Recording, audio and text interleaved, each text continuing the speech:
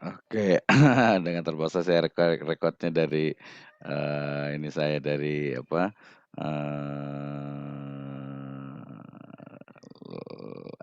handphone saya. Baik, terima kasih kita mulai. Bismillahirrahmanirrahim. Assalamualaikum warahmatullahi wabarakatuh. Alhamdulillahirabbil alamin, wassalatu wassalamu ala asrafil anbiya'i wal mursalin, habibana wa nabiyyana Muhammadin sallallahu alaihi wasallam wa ala alihi wa ashabihi wa man tabi'ahum bi ihsanin ila yaumiddin wa ba'd. Alhamdulillah, syukur kepada Allah Subhanahu wa taala yang telah memberikan kepada kita kenikmatan iman, Islam dan juga ihsan. Kemudian salawat dan salam, mari sama-sama kita panjatkan kepada junjungan alam habibana wa nabiyyana Muhammadin sallallahu alaihi wasallam wa ala alihi wa ashabihi wa man tabi'ahum bi ihsanin ila yaumiddin wa ba'd. Baik, hari ini adalah pertemuan yang kelima. Kita akan membahas bersama-sama terkait dengan berbagai metode penelitian yang ada ya dengan data kualitatif. Tadi sudah disebutkan bahwa data kualitatif adalah data yang berupa fenomena, kemudian juga pendapat, ide, gagasan, kepercayaan, keyakinan, dan juga interaksi sosial, ya. Data kualitatif adalah data yang tidak menggunakan angka dalam menentukan sebuah kebenaran. Nah, minimal di sini ada 5 ya metode penelitian. Ya, yang pertama terkait dengan fenomenologi, mudah-mudahan kemarin masih ingat ya. Fenomenologi itu adalah bagaimana peneliti ya, seseorang ya melakukan penelitian terkait dengan fenomena yang ada di masyarakat. Nah, nanti nyambung kalau ternyata fenomenanya itu kita spesifikkan ya, fenomenanya itu kita batasi pada case tertentu, maka itu nanti disebut dengan apa? Case study atau studi kasus ya. Jadi fenomena, fenomenologi berarti ilmu tentang fenomena. Nah, fenomena ini maksudnya adalah nanti ada fenomena, ada juga nomena. Ada 2 ya. Artinya apa? Bahwa sebagai seorang peneliti, kita tidak bisa kemudian, men-judge gitu ya, atau mungkin menyimpulkan ya. Kita sebagai seorang peneliti, sebagai seorang akademisi, ya seorang muslim juga tidak bisa, kemudian, menyimpulkan dari sesuatu yang hanya kelihatan oleh panca indera ya, oleh panca indera, terdengar oleh telinga kita atau mungkin ya terlihat oleh mata kita. Bahkan mata kita sendiri itu sering sekali ya salah dalam, melihat sebuah fenomena. Apalagi kalau fenomena itu ternyata sudah dipindahkan ke, media, baik itu media elektronik, media cetak, ataupun, media sekarang itu, internet gitu ya. Nah, jadi ini pentingnya kita belajar metode penelitian atau riset metodologi bahwa fenomena yang ada itu belum tentu ya membuktikan atau belum tentu juga menunjukkan sebuah kebenaran. Misalnya kita lihat satu fenomena sekarang nih, harga-harga yang sudah mulai naik. Biasanya orang paham, wah mau lebaran nih, mau Ramadan harga itu naik gitu ya. Padahal belum tentu juga bahwa, kenaikan harga itu karena adanya, kelebihan dari demand ya, banyaknya permintaan menjadi naik, belum tentu juga ya.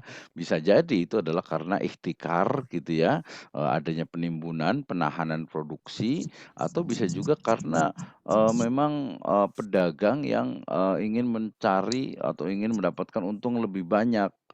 Ya minimal ada 2 jawaban, jadi tidak hanya dari sisi, banyaknya, demand atau permintaan. Oke, itu fenomenologi, mudah-mudahan bisa dipahami, ya ini menarik untuk berbagai penelitian dan minimal kita sebagai mahasiswa, oh tahu ya, jadi kita jangan terjebak oleh fenomena yang ada kelihatannya. Misalnya juga nih, dari fenomena juga misalnya, kalau kita lihat, artis itu kayaknya kok mereka happy-happy, senang-senang, bahagia gitu ya. Padahal ya di mana ya, ya namanya juga di depan kamera pasti dong seperti itu, ngikuti dari sutradara atau mungkin gini juga, fenomena misalnya, "Wih kayaknya kalau ngelihat orang Korea itu kayaknya, apa ya, kayaknya orang itu cakep-cakep, ganteng-ganteng, cantik-cantik, putih-putih," gitu ya dan sebagainya gitu ya. Itu fenomena, tetapi fenomena itu sendiri sudah ada di media sosial, sudah ada di depan, istilahnya itu sudah ada di depan, kaca, di depan kamera sehingga ya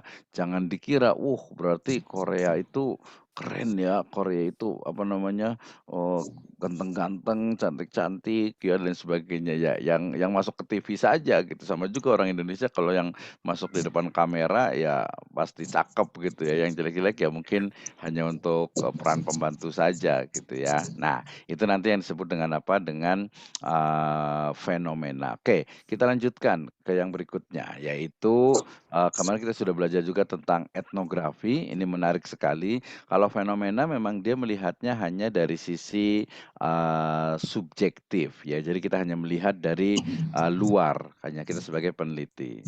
Oke, mohon yang ini boleh di ini kan, boleh di, mute kan, sebentar saya mau lihat cari yang bisa di-mute kan, oke ya, biar tidak ini. Oke, biar tidak agak berisik. Oke, terima kasih yang sudah di-mute semuanya. Kita lanjut, ini saya agak sedikit, kesulitan dengan notebook saya sehingga saya menggunakan, apa, gadget saya. Jadi matanya kadang ke sini, nggak apa-apa ya. Oke, kita kemarin sudah belajar tentang etnografi ya. Ini tadi kalau fenomenologi itu melihatnya dengan, sudut pandang atau paradigma peneliti, berarti eksternal dari objek penelitian. Sementara kalau etnografi dia melihat ya, sebuah fenomena tetapi dengan pendekatan, internal objek peneliti ya. Jadi, betul-betul peneliti itu masuk ke dalam komunitas, masuk ke dalam, budaya di suatu masyarakat, termasuk juga keagamaan. Misalnya nih, saya mau meneliti tentang bagaimana sih sebenarnya, apa ya, keberagamaan atau mungkin juga, pendapat dari para pedagang yang ada misalnya di, pasar Tanah Abang kemarin atau mungkin di Mangga Dua atau mungkin juga di Pasar Senen atau mungkin juga di Pasar Minggu gitu atau mungkin di Blok M. Nah, kalau kita ingin mendapatkan, data kan hanya datang ke sana, observasi kemudian juga wawancara, interview gitu ya. Tapi kalau kita ingin menggunakan etnografi berarti ya kita datang ke sana, kemudian kita ikut dagang dengan mereka gitu ya,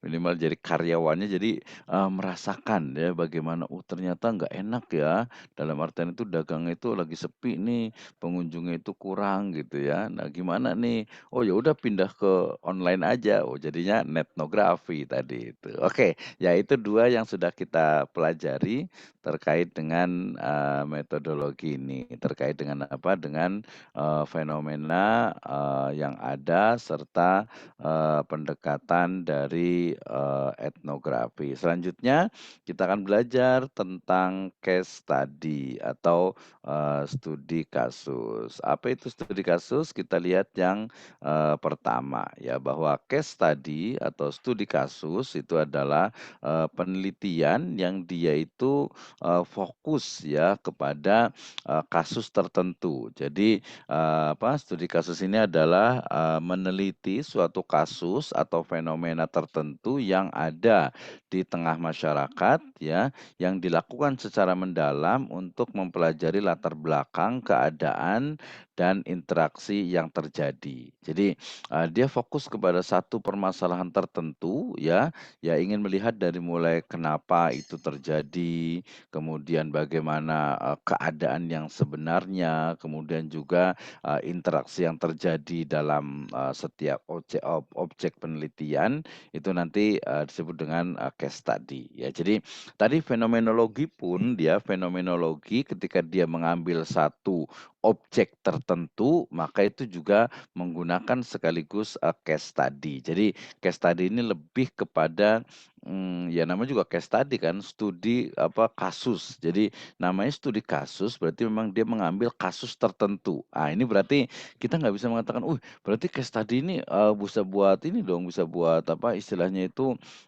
analisis, buat tool." Oh bukan gitu. Jadi case study ini dia adalah metode penelitian dari perspektif objeknya yang dia itu memang apa, fokus.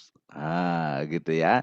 Sehingga kemudian studi kasus ini biasanya dilakukan, pada suatu kesatuan sistem yang bisa berupa suatu program, kemudian juga kegiatan, ya peristiwa atau sekelompok individu yang ada pada keadaan atau kondisi tertentu, ya. Jadi, namanya juga studi kasus berarti mungkin ada produk tertentu, ada program tertentu, ada kejadian tertentu, ada peristiwa tertentu, ada orang-orang tertentu yang memang apa, yang memang perlu atau yang akan dijadikan objek penelitian. Itu namanya, studi kasus atau case study, ya. Kemudian juga, karena, studi kasus ini dia sifatnya khusus ya, meneliti suatu hal atau sistem tertentu, maka penelitian studi kasus bukan dilakukan untuk menarik kesimpulan terhadap fenomena dan suatu populasi atau kumpulan yang tertentu, melainkan khusus untuk kejadian fenomena yang diteliti saja, ya. Jadi, apa, kalau studi kasus ini, penelitian studi kasus itu dia tidak, mencari kesimpulan secara general, secara umum, ya, tetapi dia hanya mencari kesimpulan dari fokus objek penelitiannya tersebut yang memang biasanya sangat terbatas, ya. Sangat terbatas dalam artian ya satu kasus saja gitu ya, satu kasus. Misalnya penelitian di dunia kriminal nih misalnya, hanya ingin tahu tentang, bagaimana sebenarnya, motif dari, terjadinya pembunuhan. Wah gitu kan, tapi kayaknya agak terlalu panjang, janganlah, jangan tentang pembunuhan, ngeri gitu ya. Kita fokus kepada ini saja deh yang masih kontroversi ya, tentang misalnya, pemindahan, ini ya, pemindahan ibu kota gitu ya. Nah kalau kita memindahkan ibu kota tapi kemudian kita hanya fokus kepada misalnya, aspek ekonominya, ya, aspek ekonominya saja, ya di sana misalnya gitu, di Kalimantan Timur gitu ya. Nah, itu berarti oke saya ngambilnya, kasusnya adalah kasus pemindahan ibu kota, tapi itu pun dibatasi lagi banyak pada aspek ekonomi, ya tidak pada aspek, mungkin lingkungan, aspek sosial, aspek budaya, tidak, tapi hanya fokus kepada ekonomi gitu ya. Nah, itu pun nanti kita akan melihat kepada fokus lagi kepada dampak ekonomi yang ada di sana. Nah, atau mungkin bisa jadi juga kalau ekonomi masih umum juga kita ambil ke ekonomi syariah. Gitu ya. Jadi studi kasusnya juga jelas pemindahan ibu kota gitu ya. Kemudian, spesifiknya lagi dari perspektif ekonomi yaitu ekonomi syariah, kemudian juga nanti bisa apakah mau di sana atau juga mungkin hanya ke kebijakan saja. Itu case study atau mungkin bisa juga case study yang lebih sempit lagi misalnya tadi kita mau membuat penelitian tentang, tadi kenaikan harga ya di pasar Minggu, yang agak dekat lah ya pasar Minggu ya. Nah berarti kita hanya fokus di pasar Minggu itu ya, tokonya ada berapa, kemudian mungkin pedagang kecilnya berapa, pedagang besarnya berapa, distributornya itu berapa. Dah di situ saja, itu namanya case study ya. Jadi, kita tidak menyimpulkan, oh ternyata, kalau di pasar Minggu itu misalnya gitu ya, itu memang betul-betul terjadi kenaikan tuh karena memang, suplainya terbatas, permintaannya banyak. Oke itu saja berarti memang kesimpulannya itu di pasar Minggu. Ya perkara kalau umpamanya di pasar Senen atau mungkin di Blok M atau mungkin di Lenteng Agung atau mungkin di Depok itu berbeda, ya itu bukan urusan kita gitu, dalam artian bukan dari pembahasan kita, karena kita fokus saja di, pasar Minggu ya. Jadi, fenomena, tadi pakai fenomena juga, fenomena kenaikan harga ya di Jabodetabek. Case tadi studi kasus di pasar Minggu, ya pasar yang ada pada hari Ahad. Itu ya, itu case study. Oke, jadi memang dia fokus dan juga populasinya juga fokus, kemudian juga nanti, objeknya juga jelas sangat, spesifik. Kemudian penelitian studi kasus ini tidak harus meneliti satu orang atau individu saja, namun bisa juga dengan beberapa orang atau objek yang memiliki satu kesatuan fokus fenomena yang, diteliti. Wah, ini tadi kayak jawaban yang menjawab sebelumnya gitu ya, sangat tekstual gitu ya, tapi nggak apa-apa ya, karena memang S1 biasa masih, tekstual. Jadi, penelitian ini yang namanya case study memang biasanya kadang orang tertentu ya, atau kasus tertentu, atau komunitas tertentu juga, atau mungkin juga masyarakat tertentu ya. Mahasiswa, oh udah spesifik tuh, tapi mahasiswa prodi ekonomi syariah itu lebih spesifik lagi. Jadi case study, studi kasus, mahasiswa, prodi ekonomi syariah, UPN Veteran Jakarta. Itu sudah, studi kasusnya. Nah, nanti, tool-nya seperti apa? Bagaimana cara menganalisisnya? Kembali lagi tergantung kepada objek penelitiannya, ya. Objek penelitian mau apa? Oke, studi kasusnya ini, tapi yang mau diteliti itu apa? Nah, sehingga kita bisa menemukan studi kasus atau case study, yaitu lebih kepada, spesifiknya objek penelitian, ya. Jadi penelitian atau studi kasus, case study adalah metode penelitian dengan fokus kepada objek spesifik sebuah penelitian. Oke, kemudian yang berikutnya ini kita sudah paham tentang, case study. Nah, caranya bagaimana? Sama seperti metode penelitian kualitatif lainnya, di sana ada wawancara, ada interview. Nah, wawancara ini kita, bagi menjadi 2 ya. Pertama adalah wawancara yang sifatnya direct observation ya, wawancara pertama ada interview, pertama adalah wawancara yang sifatnya itu terstruktur, ya terstruktur ini artinya wawancara yang dilakukan, dengan menggunakan pedoman wawancara. Jadi kita tuliskan dahulu ya, apa yang akan ditanyakan kepada, para narasumber dan kita fokus di, pertanyaan-pertanyaan yang tadi yang, sudah dirumuskan, oke ya, itu yang terstruktur. Sedangkan yang kedua, di interview ini adalah wawancara yang tidak terstruktur, artinya wawancara yang dilakukan memang, tidak berpedoman kepada, sumber atau kepada, istilahnya itu pedoman wawancara. Jadi wawancara yang tidak terstruktur ini adalah wawancara yang tidak, menggunakan pedoman wawancara. Dia hanya,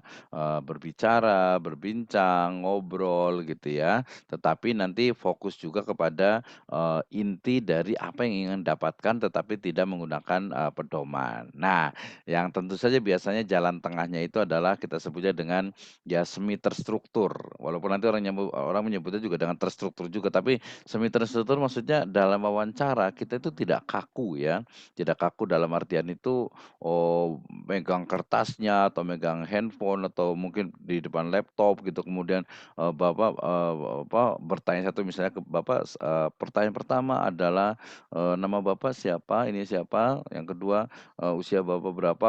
Kemudian juga, "Bagaimana pendapat Bapak mengenai ini?" Itu berarti dia terstruktur. Tapi kalau tidak struktur biasanya ini tergantung kepada peneliti. Kalau peneliti yang senior, peneliti yang sudah terbiasa, dia akan, senang wawancara yang tidak struktur karena, bagi narasumber juga lebih kelihatan lebih santai, lebih juga akrab gitu daripada kalau terstruktur. Kalau terstruktur itu ini biasanya, terlalu kaku gitu ya, terlalu kaku jadi betul-betul nanya gitu ya, betul-betul bertanya jadi kayak seperti apa ya, seperti, interogasi kali gitu ya, padahal kalau ya, pertanyaan yang sifatnya ya kalau kita lihat yang paling banyak ini ya semi terstruktur. Ya kalau kita lihat misalnya di Kick Andi dulu gitu atau mungkin sekarang yang paling ada itu adalah di, Mata Najwa atau mungkin juga di TV One gitu kan mereka sudah punya pedoman dalam wawancara gitu ya. Jadi bisalah disebut sebagai, wawancara terstruktur, tapi kemudian dalam menyampaikan pertanyaan itu tidak kaku ya, tidak, fokus kepada pertanyaan itu tapi, digunakan atau menggunakan bahasa-bahasa yang, lain, tidak bahasa yang kaku dalam sebuah, pertanyaan. Nah, ini yang paling banyak terutama nanti, di penelitian juga seperti itu. Jadi nanti lebih akrab. Jadi ya semi terstruktur di mana ada pedoman dasar tetapi kemudian tidak kaku mengikuti pedoman wawancara itu, tetapi substansinya, isinya itu sudah dapat diperoleh. Oke, itu adalah, wawancara. Nah, tentu saja nanti kalau terkait dengan wawancara ini, pastikan bahwa narasumber, ya, orang yang kita wawancarai itu, ya, itu adalah memang orang yang sudah tepat, ya. Jangan sampai ini biasa para peneliti yang pemula biasanya ini wawancara itu, siapa aja yang ketemu gitu ya, atau mungkin yang kita kenal gitu. Padahal tidak seperti itu, ya. Pemilihan, narasumber untuk dijadikan, untuk kita jadikan apa, untuk kita wawancara itu terkait dengan objek penelitiannya. Kalau kita meneliti tentang misalnya marketing ya, ya sebaiknya kita wawancara dengan, manajer marketingnya gitu ya. Kalau kita mau bertanya tentang keuangan, ya tanya ke, divisi atau juga manajer keuangan. Kalau kita ingin bertanya tentang, HRD gitu ya, ya kita tanya ke manajer SDM, yaitu yang utama. Nanti kalau yang di atasnya lagi, direkturnya atau mungkin foundernya itu, yang berikutnya. Jadi fokus kepada objeknya. Kalau kita ingin, meneliti misalnya tentang, bagaimana, ekonomi syariah, praktisi, ahli dan lain sebagainya, ya tanya kepada yang memang, ahlinya. Kalau di organisasi misalnya ada, Ikatan Ahli Ekonomi, Syariah, IAI ya, kemudian juga kalau di hukum Islam itu ada hukum ekonomi Islam itu ada APEISI dan lain sebagainya. Jadi penting sekali untuk memilih key person sebagai orang yang akan kita, wawancara. Oke, nah berikutnya adalah, observasi. Nah, ini, kualitatif kalau ada yang bilang kualitatif itu mudah, ya memang mudah gitu ya, gampang gitu ya. Kenapa? Karena ya tinggal kita tanya tadi, wawancara, kemudian observasi, observasi berarti kita, melihat gitu ya. Kalau kita belum tahu sama sekali misalnya nih, kita mau penelitian yang agak jauh lah gitu ya, jangan di Jabodetabek, ya yang Bandung saja gitu ya. Kita lihat misalnya biasa di Jakarta kemudian, ke Bandung gitu ya, kok agak-agak beda ya, agak beda gitu. Apalagi nanti kalau misalnya begini, saya pernah membuat sebuah penelitian ya di penjara gitu ya. Jadi nah, kalau kita, kayaknya masuk penjara itu seperti apa ya, paradigma kita itu muncul nih. Di penjara itu kayaknya orangnya disiksa, orangnya istilahnya mungkin apa namanya, dikurung, apa namanya, jeruji besi dan sebagainya gitu. Tapi kemudian ketika kita, ternyata memang membuat sebuah penelitian di penjara, apa ya, ekonomi syariah ya banyak juga sih gitu ya. Nah, ternyata kemudian kita datang ke sana, "Wih, kok beda ya?" Ternyata penjara ini juga ya oke lah ada kamar-kamar yang pakai besi gitu, tapi mereka, ketika pagi-pagi mereka, bahkan ada yang sholat subuh gitu ya, kemudian juga, berjamaah, kemudian nanti mereka olahraga bareng, kemudian mereka juga, makan juga. Kok kayaknya, beda ya perspektif kita tentang penjara itu berubah gitu. Saya pernah ke penjara anak yang di Jakarta Barat, kemudian juga ke penjara, perempuan juga di sana, deket-deket sana gitu, ya ternyata oh, agak-agak berbeda gitu. Nah, termasuk ketika saya wawancara kebetulan waktu itu, riset saya tentang narkoba gitu ya, tanya seorang perempuan gitu, seorang perempuannya masih muda lah sekitar kayaknya apa 20-an ya, 22 ketika ditanya, "Gimana Mbak, apakah setelah di penjara ini tidak akan kembali lagi ke apa, terjatuh ke narkoba?" Katanya dia bilang, "Ya iya Pak, syukur sih Pak," katanya, "di sini ya kami sih udah nggak melakukan lagi gitu, cuman ujungnya nggak enak gitu dia bilang katanya, cuma ya kalau di luar ketemu dengan teman-teman nggak tahu juga Pak katanya. Waduh, parah juga ini dia bilang gitu, itu bahayanya narkoba gitu ya. Jadi tergantung lingkungannya, alhamdulillah kita yang terbebas dari, narkoba gitu ya. Jadi nah observasi ini, jadi observasi itu, biasanya memang ada 2 ya, ada yang, direct observation ya, observasi langsung berarti ya kita betul-betul datang ke sana, datang ke objek penelitian, datang kemudian ya melihat, merasakan merasakan, menikmati, kemudian juga ya kita pasang semua panca indera gitu ya, itu direct observation, berarti observasi langsung. Ada yang, apa, yang, observasi tidak langsung, bisa dikatakan indirect observation. Jadi ada penelitian juga tidak langsung, misalnya kita hanya melihat dari, TV, kita lihat dari YouTube, kita lihat dari, video gitu, atau mungkin kita juga, melalui, orang lain ya. Kan ada juga peneliti-peneliti senior biasanya, wah kita nyuruh mahasiswa, kita nyuruh orang lain gitu ya.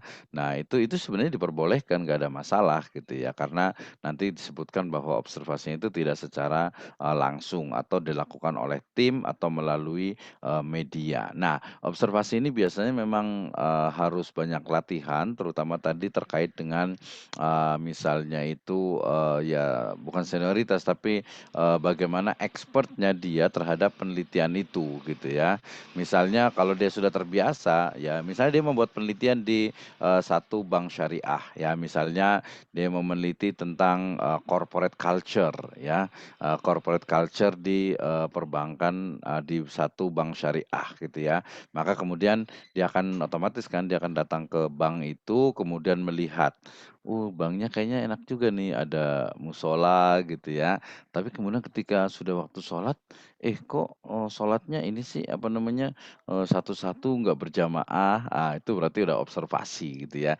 Oh ternyata walaupun ada musola agak cukup besar, tapi ternyata, karyawannya itu dia tidak sholat secara berjamaah gitu ya, dia lebih suka, sholatnya satu-satu atau gantian. Oh berarti sama dong dengan bank konvensional ya, yang mereka juga, sholat juga, tapi biasanya itu gantian karena katanya, customer first gitu. Padahal harusnya ya, ibadah first gitu ya, dalam artian kalau sholat ya nggak apa-apa, sholat bareng-bareng dulu atau mungkin kalaupun gantian misalnya tuh, berjamaah juga ada, beberapa shift lah gitu misalnya, itu ya. Atau mungkin karena kita observasi pas datang pagi-pagi, wih ternyata mereka kalau orang lain tuh biasanya bikin semangat semangat semangat gitu ya. Kalau kita, oh ternyata mereka, baca Al-Quran dulu, mungkin ada kajian pagi dulu, itu hasil dari observasi ya. Kalau nanti lebih detail lagi, ya kembali ke etnografi. Oke, kemudian studi dokumenter atau studi dokumen. Ini studi dokumen itu biasa terkait dengan, brosur, kemudian juga, teks yang ada di website, kemudian juga nanti ada akad kontraknya, kemudian juga mungkin ada, kajian, penelitian terdahulu, skripsi, tesis, disertasi, jurnal, hasil penelitian, makalah, dan lain sebagainya. Nah ini juga, studi dokumen itu sebenarnya intinya itu adalah dokumen dalam berbagai bentuknya yang akan kita jadikan analisis. Misalnya, saya membuat penelitian tentang, yang paling gampang saja, akad MMQ ya, akad, MMQ ya, musyarakah mutanakisah di satu bank syariah misalnya ya. Oke, paham ya? Jadi, saya mau membuat sebuah penelitian tentang, implementasi dari musyarakah mutanakisah di, bank syariah A gitu ya. Nah kemudian tadi wawancara jelas gitu ya, karena ini adalah produk berarti mungkin nanti saya ke divisi di, pengembangan atau divisi produk atau bisa juga diawali dengan di, marketingnya mereka paham atau tidak. Oke, observasi berarti saya datang ke bank itu seperti apa ya, termasuk juga melihat ada beberapa nasabah yang menggunakan MMQ itu ya, nanti kita boleh wawancara dengan nasabah itu dan, studi dokumen. Nah, karena kita ingin melihat tentang implementasi dari musyarakah mutanakisah gitu ya, maka otomatis dong kita akan pertama dari mulai lihat brosurnya, ya. Ini brosur MMQ ini dia, tersendiri atau mungkin, masuk ke dalam, produk bank yang lainnya bersatu menjadi satu dalam sebuah brosur misalnya atau mungkin, oh ini kayaknya tersendiri nih, oke itu dari sisi brosur. Yang kedua berarti dari sisi, kontraknya. Kontraknya ini enggak nih, apa namanya, betul-betul mencerminkan musyarakah mutanakisah sesuai dengan, fatwa DSN MUI atau belum nih? Gitu ya. Kemudian nanti, oh dari video juga dia sebenarnya masuk juga ke, dokumenter, ya video misalnya di iklannya. Nah di iklan misalnya di TV atau mungkin di TV, baik di TV yang sifatnya itu TV, publik ataupun hanya TV internal di bank itu, sama nggak dengan yang di dokumennya, gitu ya. Nah, nanti diapakan lagi, ya ditriangulasi, nanti digabungkan antara wawancara, antara, observasi observasi juga dengan, studi dokumen. Tadi yang studi dokumen itu kalau tadi contohnya adalah kita ingin melihat bagaimana musyarakah mutanakisah di, perbankan gitu ya, maka kita, brosurnya, kemudian, teks iklannya, video iklannya, kemudian sampai kepada akadnya gitu ya. Akad atau kontrak yang ada yang disepakati antara nasabah dengan, siapa, pihak perbankan. Sama juga kalau kita ingin, meneliti misalnya di Bursa Efek Indonesia ya, wah Bursa Efek Indonesia terlalu luas gitu ya, mau kita teliti apanya di Bursa Efeknya. Misalnya kita ambil satu sekuritas tertentu lah ya, kita ambil satu perusahaan sekuritas tertentu, kemudian kita ingin dari sisi akadnya atau mungkin dari sisi digital marketingnya, maka, studi dokumennya akan terkait dengan objek dari penelitian itu. Oke, next ya. Nah, dari sini berarti, caranya bagaimana? Jadi studi kasus itu sebenarnya dia memahami, kemudian juga menelaah, serta menafsirkan makna yang didapat dari fenomena yang diteliti tersebut. Jadi ada fenomena, itu nanti adalah fenomenologi, kemudian ambil satu kasus tertentu berarti, masuk ke studi kasus. Nah, caranya pertama bagaimana? Ya diidentifikasi dulu ya, diidentifikasi dan dibatasi masalahnya. Kalau misalnya balik lagi ke pasar minggu itu, banyak banget pasar minggu itu gitu kan, kita bahas mau apanya gitu ya. Atau mungkin jangan inilah, gantianlah di agak keren dikit lah ya. Kita mau meneliti tentang, pedagang-pedagang di airport misalnya, di, bandar udara gitu ya. Itu mereka kira-kira pedagang-pedagangnya seperti apa sih ya gitu ya, dari mulai etikanya, termasuk barang-barang yang dijualnya, apakah ada halal atau tidak, kemudian juga, bagaimana cara mereka melayani, customer-nya, kemudian juga barang-barang yang dijual itu seperti apa, termasuk juga, harganya. Kita tahulah yang namanya, kita beli misalnya soto saja gitu ya, kita beli soto mungkin di Jakarta Selatan, di Mampang gitu dengan di bandara, pasti akan berbeda gitu ya.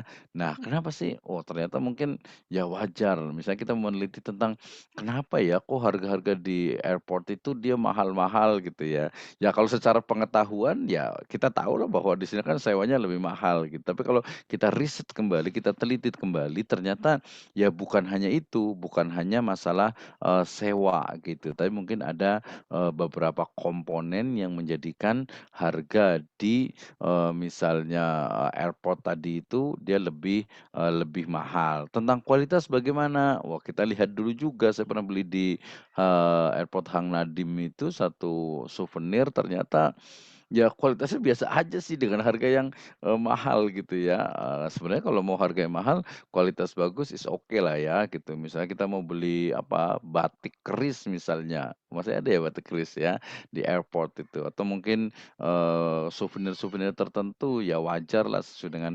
harganya gitu ya. Oke jadi, identifikasi dan pembatasan masalah kita batasi. Kemudian yang kedua adalah, penyusunan pertanyaan pokok itu sudah tentu dalam pembahasan, nanti di skripsi juga sama ya.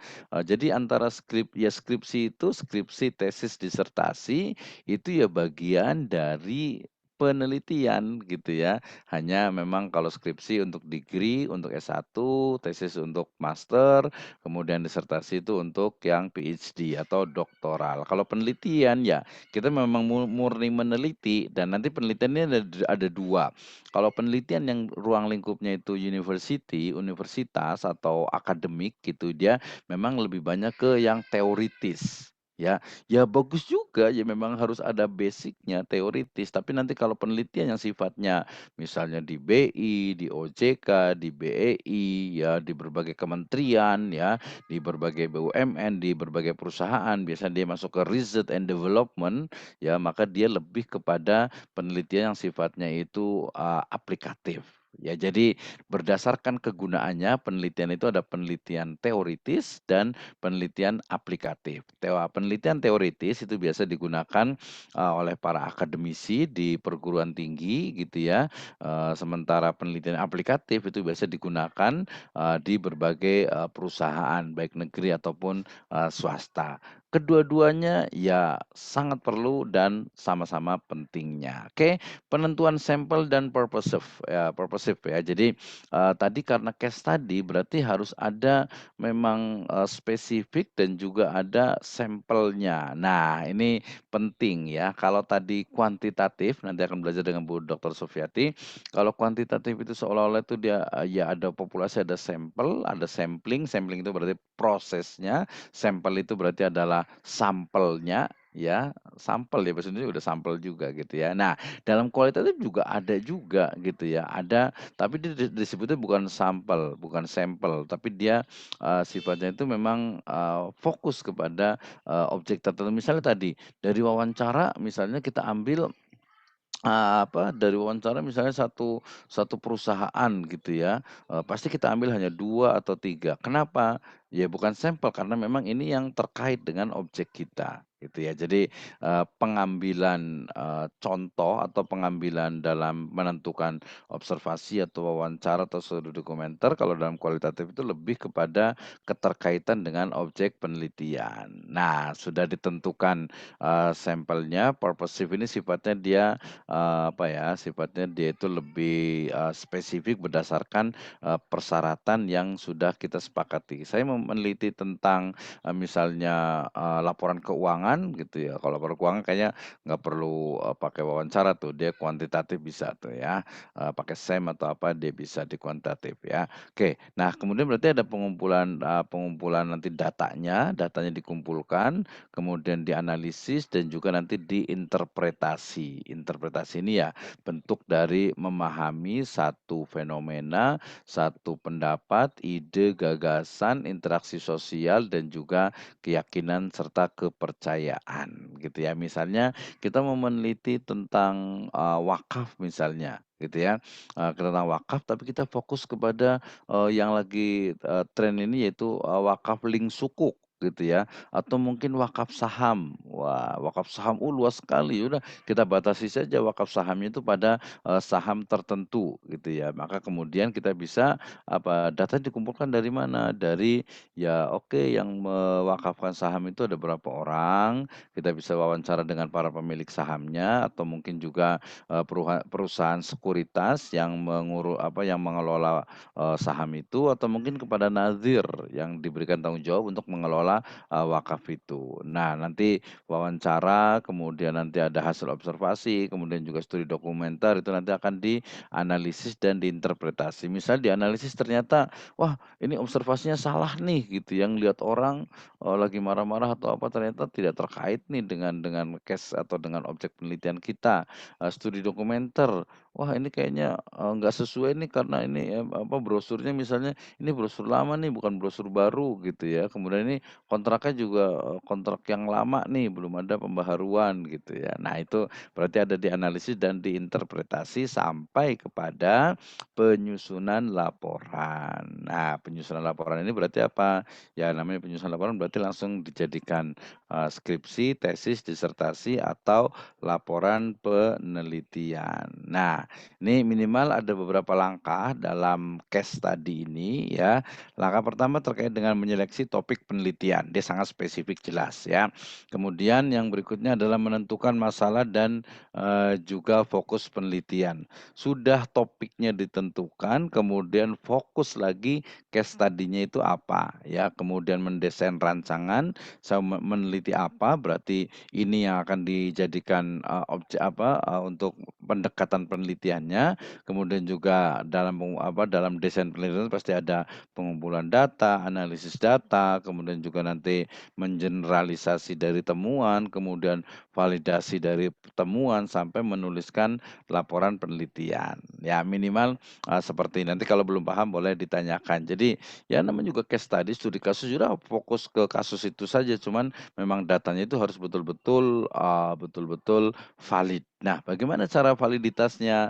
Kalau di kuantitatif nanti biasa terkait dengan, uji validitas, ada uji normalitas gitu ya, ada uji heterodiksitas gitu ya. Kalau dalam kualitatif ya lebih nanti kepada, pengecekan, ada check member, ada snowballing, analisis, kemudian juga ada yang paling banyak adalah, triangulasi. Jadi memastikan bahwa hasil wawancara kita itu betul, hasil observasi kita itu betul, kemudian juga hasil dari, studi dokumen kita itu juga betul, atau betul dalam artian bisa dipertanggungjawabkan. Oke, itu namanya case study atau studi kasus.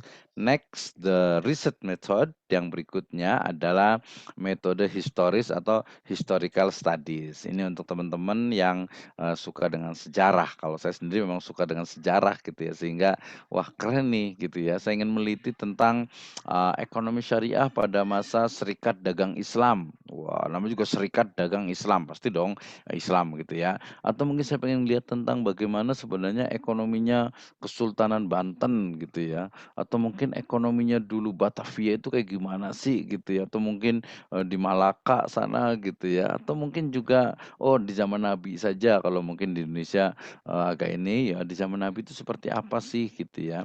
Nah, kita juga bisa lihat nanti ya, ekonomi syariah pada zaman Nabi, Khulafaur Rasyidin, tabi'in, tabi'ut tabi'in, kemudian nanti ada pada masa Imam Madzhab, Umar bin Abdul Aziz, pada masanya Abbasiyah, pada masanya mungkin, Utsmaniyah di Turki, atau mungkin juga Umayyah di Andalusia, Spanyol sana, di India, bahkan sampai di Cina gitu ya, dan di beberapa wilayah yang lainnya perspektifnya adalah historis atau sejarah. Caranya bagaimana?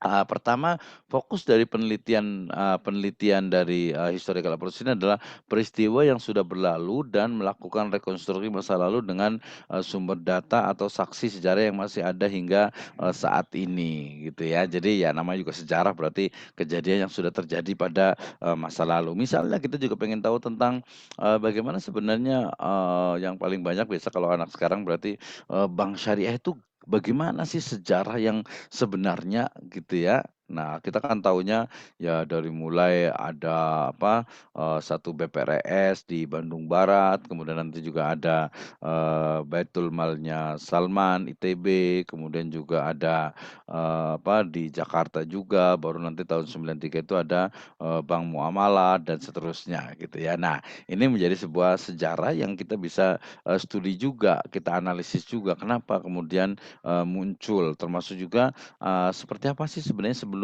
ada bank syariah itu ya? Apakah kita juga beberapa ulama itu tentang, riba misalnya, tentang bunga bank, interest dan sebagainya, itu juga, dibahas gitu ya. Jadi, fokus kepada kejadian di masa lalu. Sumber datanya mana? Ya tentu saja sumber data itu berasal dari atau diperoleh dari, catatan sejarah, kemudian juga ada, artefak juga, laporan verbal, artefak misalnya bukan kemarin sih ya, dulu ya, ditemukan di sungai di London itu ya mata uangnya Kesultanan Banten. Wih, berarti mata uang itu dulu sudah ada nih, kok bisa sampai ke sana, siapa yang bawa gitu ya. Wah, itu yang menjadi sebuah riset yang, menarik gitu ya. Kemudian juga, ciri khasnya tadi dari penelitian ini ya adalah waktu di mana fenomena dilihat perkembangan atau perubahannya berdasarkan, pergeseran saat ini. Misalnya nih, ya teman-teman mau meneliti tentang uang ya, uang itu dalam Islam itu seperti apa sih sebenarnya? Nah gitu ya.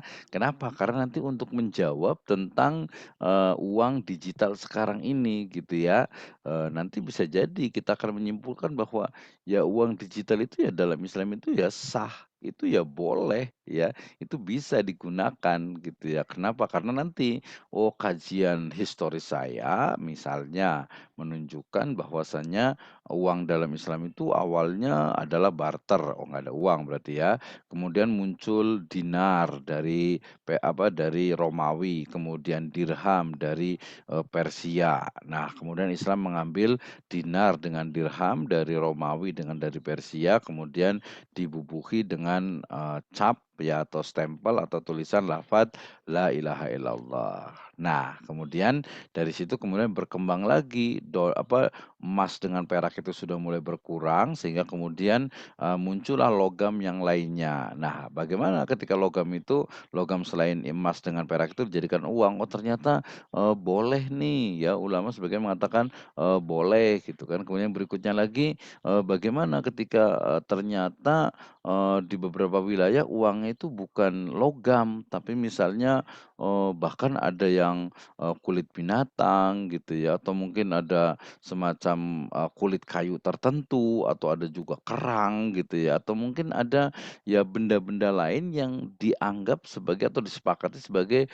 alat tukar atau uang gitu ya. Nah kemudian dengan era revolusi industri, dengan sekarang ini sudah uang kertas. Sudah lama sekali kita menggunakan uang kertas, kemudian sekarang kita menggunakan uang atau uang, digital. Gimana nih? Ya fatwa DSN MUI nomor 116 itu, jelas sekali membolehkan untuk uang, sifatnya itu, digital. Nah, itu, sejarah panjang dari, uang dalam Islam. Tapi kita akan menemukan beberapa segi dari asas-asas dalam menentukan uang itu boleh digunakan dalam Islam, oke. Nah, kemudian kajian penelitian dalam historical approach ini biasanya dia lebih banyak kepada, ya yang terkait lebih banyak bergantung pada data observasi, ya baik itu berasal dari orang lain ataupun juga, peneliti ya dan juga, dari, misalnya tadi sumber-sumber referensi, koran yang ada di zamannya atau mungkin ada artefak tadi atau mungkin juga ada, misalnya itu juga penelitian terdahulu, ini biasanya banyak diinikan. Misalnya kita mau meneliti tadi uang lagi, ekonomi ya mikirnya uang gitu ya. Misalnya uang, "Oh ini uang di Banten ini kira-kira dicetaknya di mana ya?" Kita cari deh gitu kan, kita riset gitu. Nah termasuk juga pasarnya, apakah uang itu memang digunakan secara luas di masyarakat gitu atau mungkin hanya kalangan tertentu saja ya, karena mungkin kan keterbatasan, uang pada waktu itu gitu. Ya intinya, di riset, historical approach ini menarik tapi memang biasanya untuk orang-orang yang, suka dengan, sejarah. Nah sumber datanya apa saja? Ya sumber datanya itu, dia terkait dengan objektifnya itu berarti nanti dia apa adanya, kemudian juga nanti pemaparan juga sistematis, kronologis gitu ya, kemudian juga akurat, sumber data yang otentik ya, artinya ya kalau kita bicara tentang tadi uang zaman Nabi ya harusnya ada referensi ya yang ada, kalau perlu memang kita melihat ada uangnya yang, dinar zamannya Utsman bin Affan itu seperti apa sih, ya ada nggak ya gitu ya, kemudian, uang pada masa lalu itu seperti apa. Jadi betul-betul, otentik ya, kemudian juga akurat juga, sistematis dan juga objektif. Jadi, di sini namanya historical itu betul-betul, interpretasi peneliti itu seharusnya, minim gitu ya, karena dia didasarkan kepada, fakta yang ada dalam benda ataupun, dokumen. Nah, kalau dokumen ya memang dia perlu, ini bedanya dengan kuantitatif ya. Kalau kuantitatif dia betul-betul data itu atau kesimpulan itu murni dari data yang ditemukan, ya. Sementara kalau kualitatif ya, peneliti itu juga sebagai, subjek penelitian gitu ya, dia berhak untuk menginterpretasi. Iyalah kalau dia pengen lihat misalnya, baca koran, dia misalnya baca satu dokumen gitu ya, kan dia otomatis mikir, "Ini apa ya ini apa ini apa ya?" Pasti ada interpretasi dari, peneliti. Kalau dia lihat satu benda, "Ini bendanya apa ya ini apa ya ini apa ya?"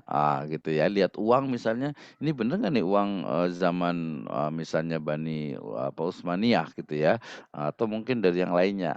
Itu ya. Jadi ada, subjektivitas itu selalu ada dalam penelitian, kualitatif. Tapi tentu saja dengan, standar yang memang sudah ditentukan, sehingga tidak juga, subjektifnya itu tidak asal gitu ya, tidak asal. Jadi betul-betul, dibuktikan. Nah, yang terakhir dari pertemuan hari ini terkait dengan grounded theory, walaupun ini seharusnya di awal ya. Apa itu grounded theory? Grounded theory adalah penelitian yang di dalamnya meneliti, memproduksi teori umum dan abstrak dari suatu proses, aksi atau interaksi tertentu yang berasal dari pandangan, partisipan. Wah, jadi grounded theory ini dia penelitian yang sangat teoritis sekali yang sangat, apa ya, bisa dikatakan itu sangat, tidak terkait dengan,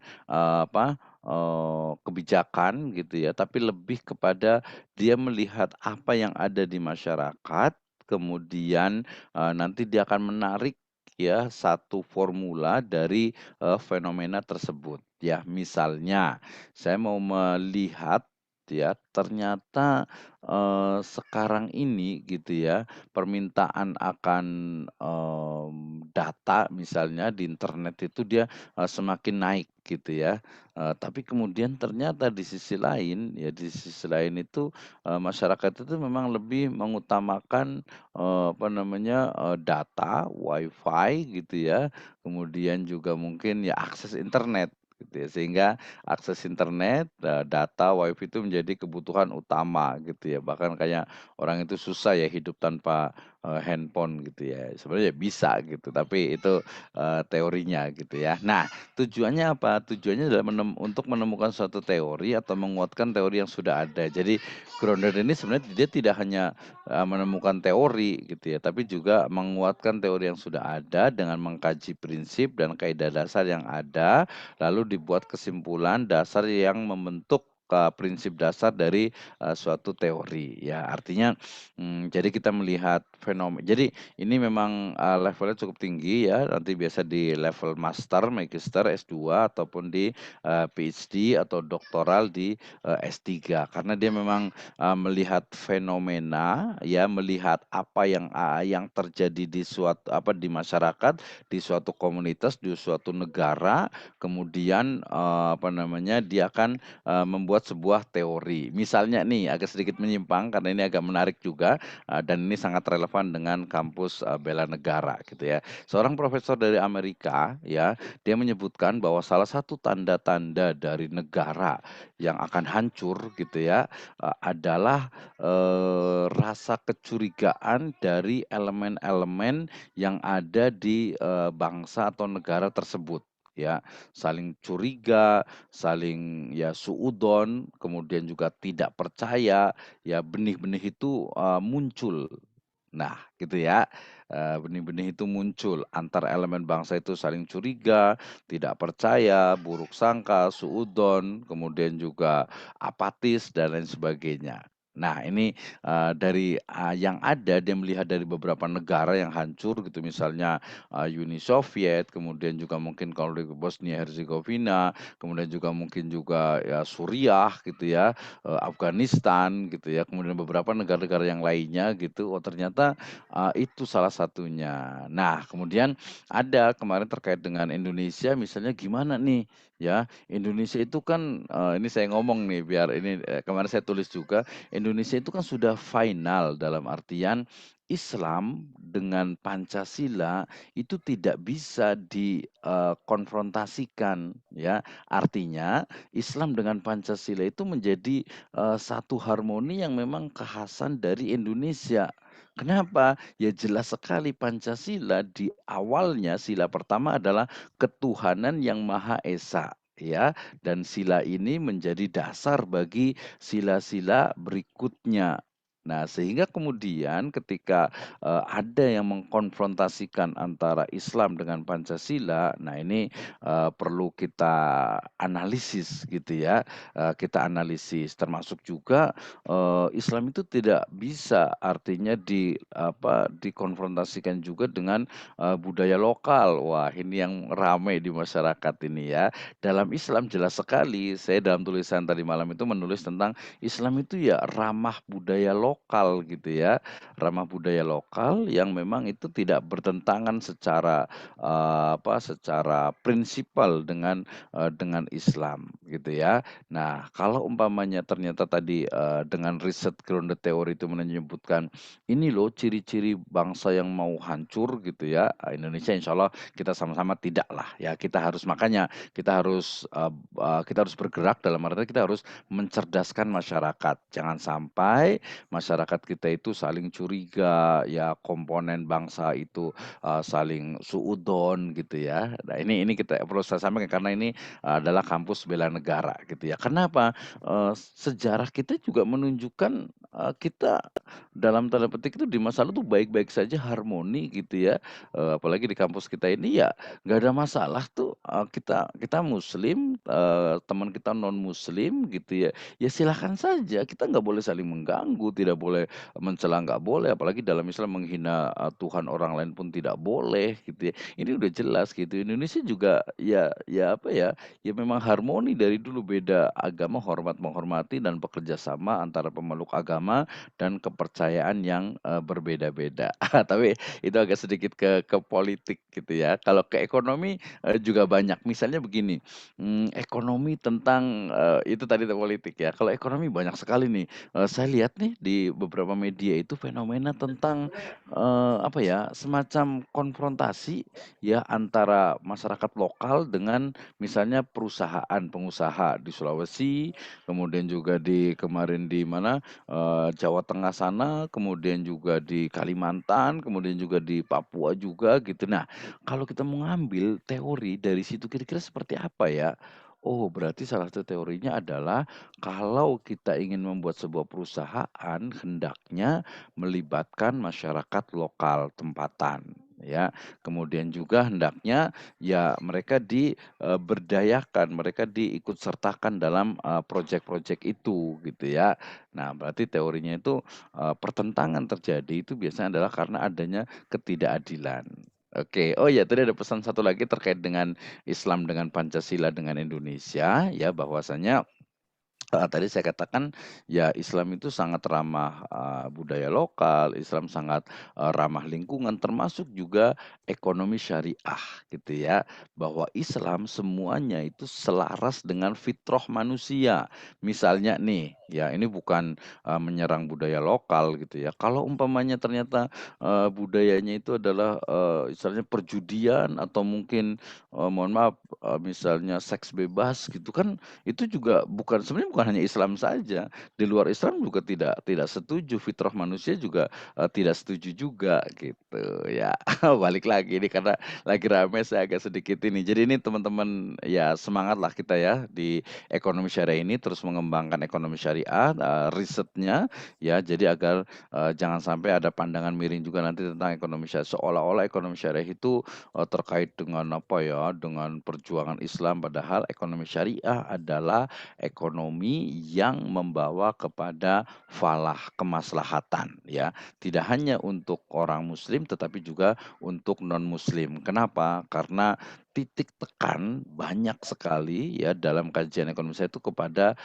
fokus kepada etika, kepada aturan, yang aturan itu yang datang dari Allah Subhanahu wa taala itu ternyata juga memang apa, memang sesuai dengan fitrah manusia dan tidak ada yang bertentangan dengan agama yang lainnya, ya.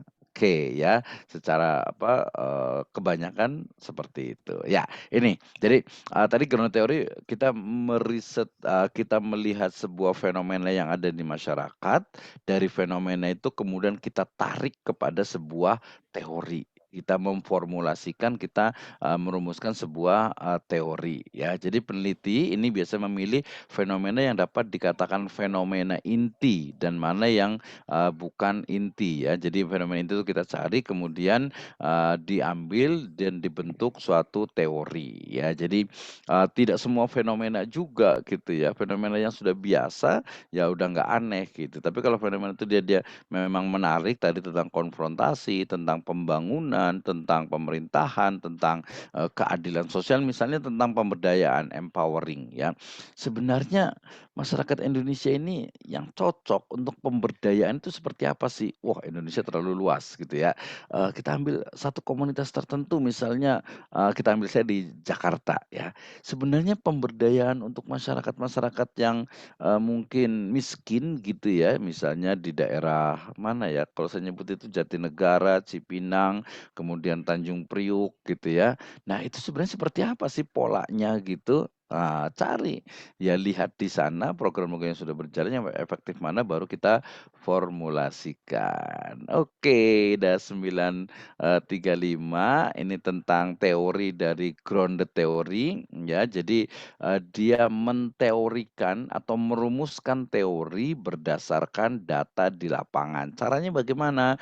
Ya studi lapangan tentu saja. Ya teori ini dia tidak bisa ya, hanya dari literatur saja. Ya, dia harus ada, studi di lapangannya. Nah, ada juga nanti, observasinya, ya, observasi, kemudian juga, pembanding antar kategori, ada fenomena, kemudian juga situasi berdasarkan berbagai, penilaian, ya, ini penting dalam sebuah, studi apa, eee grounded theory. Nah, caranya bagaimana? Kita lihat di sini yang terakhir ya, ada yang disebut dengan, grounded pyramid ya. Cara menganalisisnya biasa terkait dengan level 1 dengan, coding initial coding-nya, ini tentang, jumlah, large quantity-nya, kemudian juga kualitatif datanya, ya, kemudian juga fokus dan juga labeling dalam, di level 1. Di level 2 masih terkait dengan coding juga, terkait dengan re-examines-nya, kemudian juga ada codes-nya, serta ada further focus, the data-nya. Nanti ada previous coding, mengulang kembali sampai kepada di level yang keempat adalah merumuskan, teori. Ini biasa nanti bisa kita kasih contoh yang lebih, simpel atau yang lebih, aplikatif untuk kita bisa, gunakan, oke. Nah, ada sedikit yang studi dokumen ini, saya rasa tidak terlalu penting ya, karena ini, studi dokumen itu tadi masuk ke dalam pembahasan tentang dokumen di literatur review biasanya ini istilah yang lainnya. Jadi kita hanya melihat termasuk yang terbaru terkait dengan literatur review itu nanti boleh, mudah-mudahan nanti saya share-kan atau di YouTube saya ada tentang apa yang disebut dengan, metadata ya. Metadata itu adalah bagaimana kita meneliti para peneliti, ya, studi dokumen. Misalnya begini, saya mau meneliti tentang, sebenarnya sudah berapa penelitian tentang, misalnya yang terbaru, Islamic tourism lah, saya suka tourism, saya suka jalan-jalan. Jadi kita mau meneliti tentang penelitian terkait dengan tourism, ya ada, apa, pariwisata lah ya. Jadi saya mau meneliti tentang, berapa sebenarnya jumlah penelitian tentang pariwisata syariah, fokus mereka di mana, siapa yang paling banyak meneliti, organisasinya mana, jurnalnya apa, kemudian metode apa yang digunakan. Itu menggunakan, analisisnya pakai, metadata ya. Metadata ini cukup baik sekali, ada di YouTube saya, nanti boleh cari tentang, di riset camp kami saya dengan ada anak saya di Aisyah, yaitu, tentang, metadata. Di dokumen juga banyak sekali. Ya ini, terkait juga dengan studi dokumen. Oke. Terima kasih, itu terkait dengan, tema kita hari ini.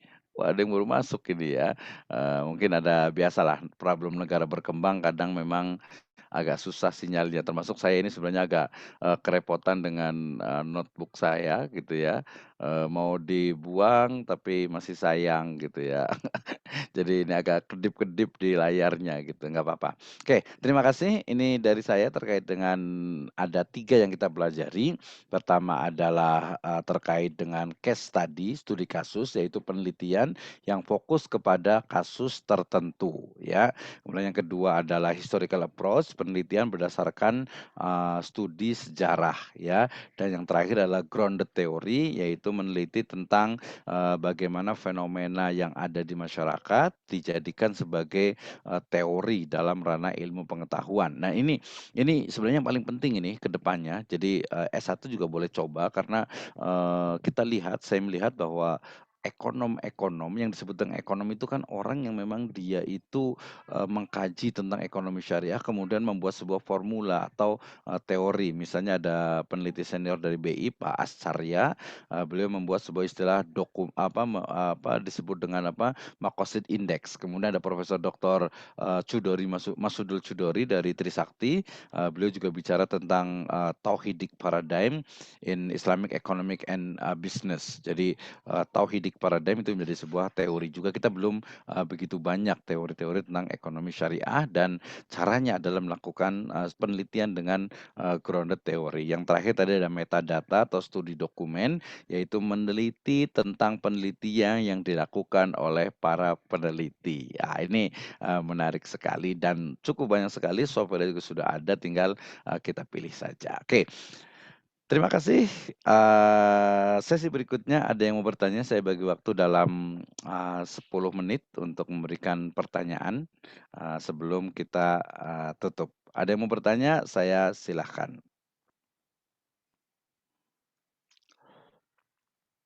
Ya, ada yang mau bertanya atau tidak? Atau sudah lelah mendengarkan? Iya, oke silahkan satu saja kalau ada yang mau bertanya. Ada yang mau bertanya tidak? Mudah-mudahan suara saya jelas. Saya akan silakan ada yang mau bertanya? Oke, karena tadi sudah ada kuis, berarti saya cukupkan dulu. Nanti kalau ada yang bertanya silahkan tanya di WhatsApp gitu ya. Saya sangat open sekali ya. Kemudian mungkin di email juga boleh gitu ya. Di chatroom seperti tidak ada. Saya agak sedikit kesulitan dengan notebook saya gitu ya. Tapi mudah-mudahan tidak menghalangi untuk keseriusan kita dalam belajar. Filenya juga mudah-mudahan sudah bisa di-download semua oleh teman-teman semuanya di lead. Saya juga belum bisa mengakses lead-nya. Nanti saya akan koordinasi dengan Kak Prodi, dengan Pak Ade, dengan juga Ibu Dokter Sofiati. Oke, ada yang mau bertanya tidak?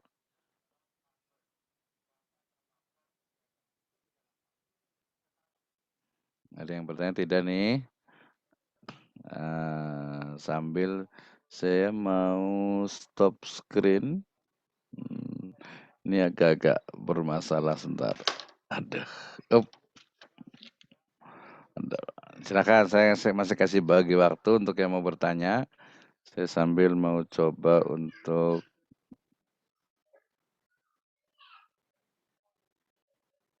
oke, kelihatan. Alhamdulillah, ini kayaknya agak sedikit kesalahan di ini saya. Saya akan izin untuk print screen. Oke, saya akan print screen. Kemudian saya letakkan di bawah ini saya. Oh, ini yang lama tahun lalu ya. Oke, sebentar. Ini sudah di layer 1 print screen-nya. Terima kasih yang kelihatan ada ininya.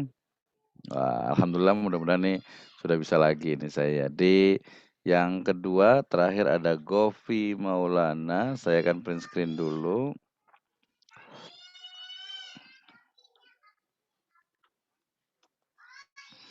Oke, kalau tidak ada yang bertanya, kita cukupkan sampai di sini. Insya Allah kita akan lanjutkan di Sabtu yang akan datang, Selasa yang akan datang dengan tema kita akan belajar tentang usul fikih dan maqasidus syariah sebagai riset metodologi dalam penelitian kualitatif ekonomi syariah.